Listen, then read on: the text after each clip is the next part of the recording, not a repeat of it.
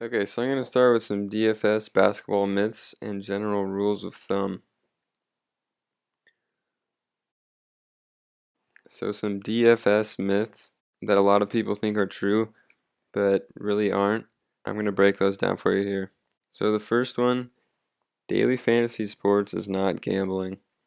Many states have already outlawed DFS as gambling, and also you have to put money in, and you do not always win it back. So one thing I will say also is that there is a lot of luck involved. You could pick a player and he could get hurt and get you 0 points, or you could pick a player and he could get benched for some reason, sickness or anything.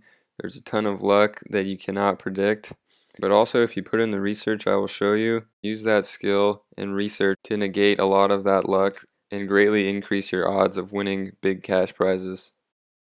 A second myth is you have to bet a lot of money to win big money. This is definitely false, as I will show you here how you can turn $1 into $1,000 in 8 hours. So starting to build your lineup at 2 o'clock, by the time the game's finished at 10 o'clock, you can see that you can just turn $1 into $1,000. And I'll show you how I do that in a live example of building a lineup. Another myth is that DraftKings and FanDuel are the only DFS sites to win money on, and that is also false. There's many other smaller sites that I'll show you in this course, and some of these sites have better odds and also free contests that you can win real money in.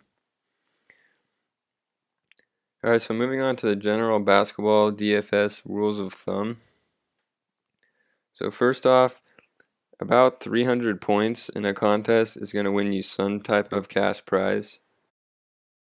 So your target point breakdown to cash in a contest, I'm going to break down really quick. So you're going to want your two worst players or your lowest salary players to get you at least 25 points. So you're going to want to project them to get about 25, and you're not going to want to pick anyone that you think will get lower than that. And then your two best players, your two highest salary players, you're going to want to project them to get 55 plus points and be some of the top scorers on the day.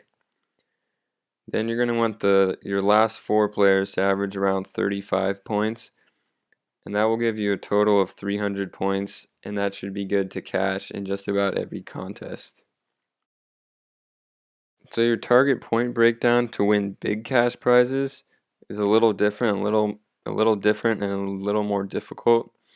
So you're going to need your two worst players to get at least 30 plus points, and then your two best players are going to most likely have to be the two highest scorers of the night, an average of about 65 points. And the rest of your four players are going to have to average about 42 plus points.